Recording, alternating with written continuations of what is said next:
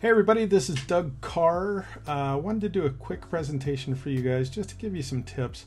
I've been in nonstop video calls and hangouts and meetings and presentations and did a webinar this morning for another company.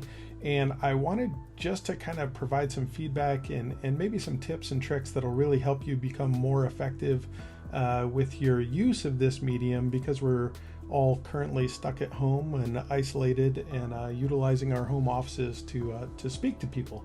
So I'm going to talk a little bit about video tips. Now, the situation that we're in is quite different. This crisis is really adding complexity to business decision making, consumer as well, but definitely business. And that's, this is personal with the uncertainty of the economy, whether people are going to have jobs or not. If you're in biz dev, whether you can even get in front of a client or close a client. These are absolutely challenging times. And I think video is one of the ways to really bridge that gap, because you can see someone's empathy and feel them and know that they're sincere, that they're confident and everything else. So long-term strategies are changing, into short-term strategies, tactical. And I think video is this incredible medium that we can use and leverage to make these things happen. We're doing it by brute force because we have to in the business community. But I wanted to give some feedback and maybe some direction on you to fix some of the problems that I'm seeing. The first one is mindset.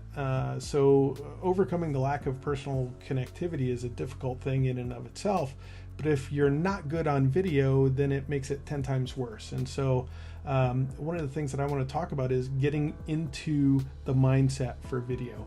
The first thing is I wake up in the morning and I do a little exercise where I meditate and I think about what I'm grateful for in life, and it totally changes my mindset for the day. But with the additional isolation and stress and uncertainty that we're going through, I think it's even more important now than ever that doesn't translate to a video, that doesn't translate to your voice shaking or anything like that.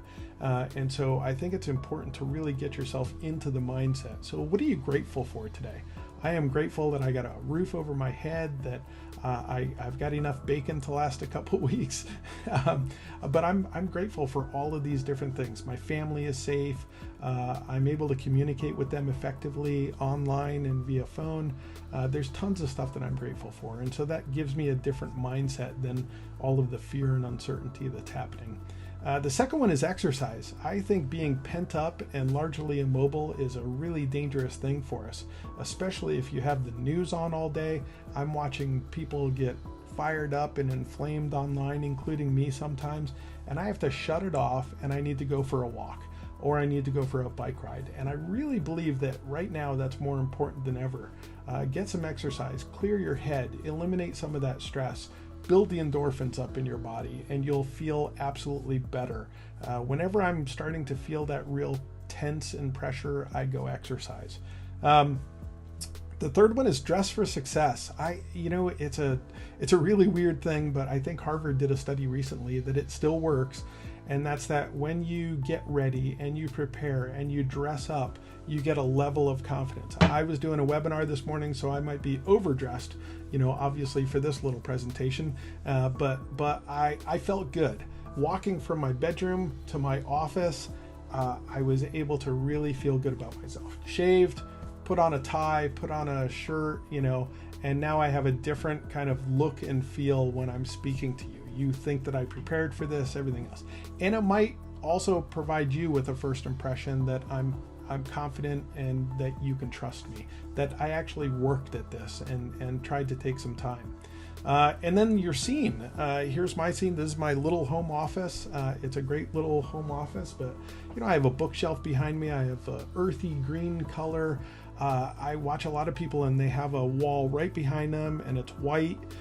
Their voice is echoing, everything else, and it's terrible. I think it's really important. The other thing is lighting. I have a lamp over here that's bright, shining a little bit brighter on this side. I have the window on that side, so I'm trying to get my lighting right, just to again, look a little bit warm and friendly rather than that pointing up at my nose, and you've all seen those videos. It's horrible, especially if you're using a laptop. Put your laptop up so that your camera is looking down at you or is at eye level. So these are just really important things in my opinion. The second is logistics. I am hearing a ton of problems. I hear background noise on some of these presentations. I'm hearing the audio skipping out and in, the video skipping out and in. So the first step there is hardwire your laptop. What I mean by that is take the Ethernet cable. I have a blue cord that's literally running down the hallway into my living room to my router, and hard code it. Don't rely on your Wi-Fi internal to your house to give you a good connection, especially if your kid's at home and they're doing online lessons or on PlayStation or downloading Netflix. All of those things are going to break that connectivity. And so if you hardwire your laptop, you're just going to have a ton less problems. Most people have broadband at home, so once you hardwire it, it is just not an issue anymore. Sound. Don't use external speakers. And the reason why is because a lot of times, especially with a laptop or whatever, if you have external speakers, you're going to start to hear kind of an echo and reverb and everything else. I have this nice little set of headphones that I put in. They're very innocuous. Is that the right word? But you know, I put them in, and you can barely see them when they're on. And so this is a great way for me to enter a room and have this. And it's not that massive big headset that a lot of people have. I have a Yeti mic over on the left. A good microphone is really going to help you. If you don't have a good microphone, then I would recommend just using your mobile headset or something like that. If you don't have that, then a laptop or then a regular desktop headset and stuff would work. You want that audio quality really to be nice and clear so that people, again, don't get annoyed. They don't get annoyed with crackling or comfort or background noise or dogs barking and kids running and all of those things. You just want it nice and quiet. You want people to hear your voice. You don't want to be yelling or anything like that. The third is breathe and stretch. So before you even get on a call, and this was a great coach that I had, Ellen Dunnigan. She runs a professional coaching service for speakers, is do some diaphragmatic breathing. If you don't know what that is, you basically try to breathe into your belly, deep into your belly. And before you get on a video call, do that. Do that for 10 seconds or so. What you're doing is you're injecting a ton of oxygen into your body so that you don't run out of breath. You're not gasping, especially if you're stressed or nervous. It's really going to help you calm down that your body is full of oxygen. The next one is stretching. If you notice, I'm moving around a little bit and everything, but if I was tense and I hadn't stretched before, I might just look at you like this and I might look like I'm scared and not exuding confidence. And so do some stretches. One good one is you take your palm, twist it, and then kind of put it to your side and then stretch your neck. You'll feel it right in here, and you'll feel it right in here. Do some stretches before you get on the call, and you'll feel that your neck is a little bit, it feels a little bit better. And now all of a sudden when I'm talking to you, I don't mind moving my head, looking each way, and now I'm going to look a lot more relaxed. Make eye contact with the camera. I watch a lot of people that I have 3 monitors over here, so they're over here and they're over here and they're not looking at you. Guys, we want to know that you're paying attention, and we want to feel your personality through the webcam. So use that. I have my laptop webcam, but I also have a Logitech webcam on top of my monitor, and it has a better downward angle and everything to me. It's just a fantastic webcam. Webcams are almost impossible to buy right now just because everybody's doing video online. So if you use your laptop, just raise your laptop up, put some books on your desk or whatever, and get it up to that level, and it'll be plenty.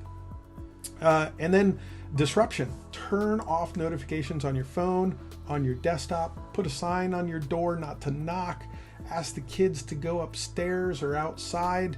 Make sure your dog is taking a nap. My dog loves to visit during video calls, but try to turn off the distractions. You want to absolutely be brief and concise and get your message across to people. Let's talk about that messaging.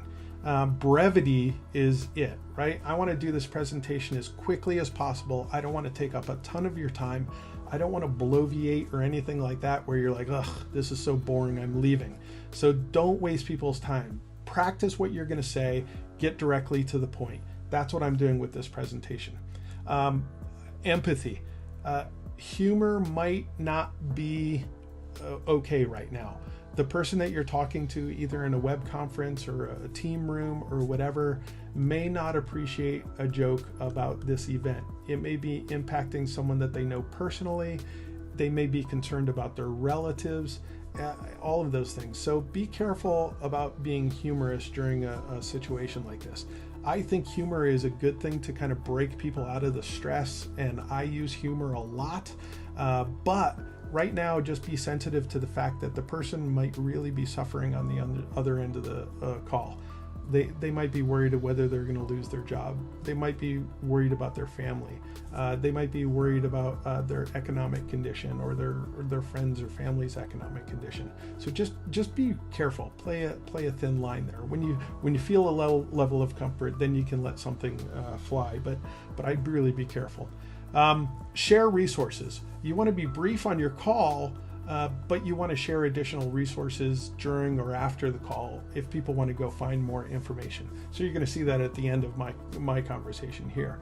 And then offer assistance. And I don't mean make a sale or offer a paid option.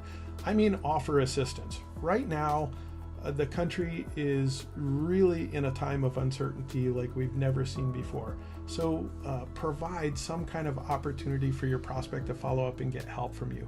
I've been doing things like helping people optimize their website for free, setting reports for them, everything. I've been working 16, 20 hours a day just helping people. And I think this is the appropriate time. I don't think I'm going to close business. I had two major clients leave, so a huge portion of my revenue is gone. I don't know if I'm going to get that back, and I don't know when I'm going to get it back. But I do know I have time on my hands to help other people, and if I can help people during this time, then that's going to bring their business back, and that's going to lead to opportunities down the road. So offer assistance to people. Platforms. Let's talk about platforms for a little bit. There are a ton of platforms for video that are amazing, and I want to give kind of 5 different kind of flavors or versions of things that you can do with them. Zoom and Google Hangouts and Uber Conference and all of those ones, they do a great job with conferencing software for one-to-one or one-to-many meetings. Most of them have recording capabilities, so you can download after and maybe upload it to social media or to YouTube or somewhere else to share it. But I love this conferencing software. A lot of these conferencing companies too have cut out all fees for like education people, or they've cut out limits to the amount of time or amount of videos that you can upload, or amount of conference calls that you can have. And so I love this idea, and I love doing webinars and everything and virtual hangouts and stuff like that. Facebook and YouTube Live, they have great audiences there. So the opportunity there is that you can put a social video up, have a watch watch the video with friends, get feedback on it, and then it's sitting there pre-recorded that people can watch it over and over. One that I wrote about recently on Martech Zone is email for sale, or video for sales related emails. So I'm using Loom, which is an amazing platform right now.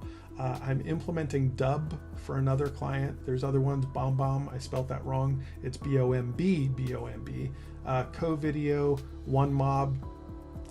But all of these things, they take pre-recorded video that you do. So I might send you a message, a quick sales message, and basically what it does is it converts it into an animated GIF, however you want to say it, into your email that you can then send to someone. Someone opens up your email. Remember, they don't have a lot of time, and they have 433 COVID-19 updates from platforms that haven't contacted them in 6 years. And so yours rises to the top. They see your face, they see animation there, and they click play. It takes them to a landing page. That landing page then has a call to action. That landing page also alerts you when they watch the video. Some of these have great integrations with CRM, so Salesforce and HubSpot and everything else. I'd highly recommend you take a look at these because they're really helpful. I love Loom, and I love the fact that I can do this presentation and it's not just audio. You can look down and actually see my face on the screen and see me talking. I think it's fantastic. YouTube, take these videos and put them on YouTube. After I get done with this, I am going to put it on YouTube. I'm also going to natively upload it to all of the different platforms, and so some of that I have to trim it, for like Twitter and Instagram, but some of that I don't. I can upload the entire thing to LinkedIn, and so a lot of times when you're using the native video rather than putting a link to YouTube, these social media sites are a little bit happier with you, and so natively upload it to each one, or create teaser videos and point people to YouTube or something like that and share it online. That's it. Those are my tips for the day. I really hope that this helps you. If you have questions, comments, video tips, this is how to find me. Linktree/Douglas Carr. You can get everything, my email address, my phone number, how to add yourself to my calendar. If you want help, if you think I can help you with anything, right now, not trying to sell you, just drop me a line, doug@dknewmedia.com. And then the thing to keep in mind with is I am extremely busy right now, so I am doing tons of these calls every day. I'm trying to help as many people as I can, so please don't get frustrated with me if I don't immediately respond to you. I hope you enjoy this. I hope it helps you out, and let me know.